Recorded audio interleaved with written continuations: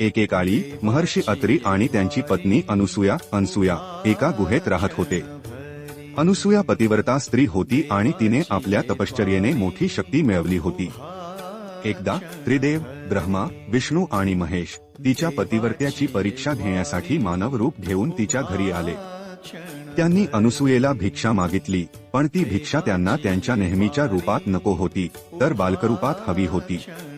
अनसुया विचलित नव्हता. आपल्या पतीच्या चरणी लीन झाली आणि तिने त्रिदेव बालकरूपात बदलले. मग तिने त्यांना भरवले. त्रिदेव तिच्या भक्तीने प्रसन्न झाले आणि त्यांनी तिला वरदान मागितले. अनसुयाने त्यांना पुत्ररूपाने आपल्या घरी येण्याचा वर मागितला. त्यानुसार त्रिदेव दत्तात्रेय रूपात त्यांच्या घरी आले. दत्तात्रेय हे त्रिदेवांचे रूप असल्याने त्यांना त्रिगुणात्मक मानले जाते. त्यांना विष्णूचा अवतार मानले जाते आणि ते गुरु परंपरेचे महत्त्वाचे प्रतीक आहे.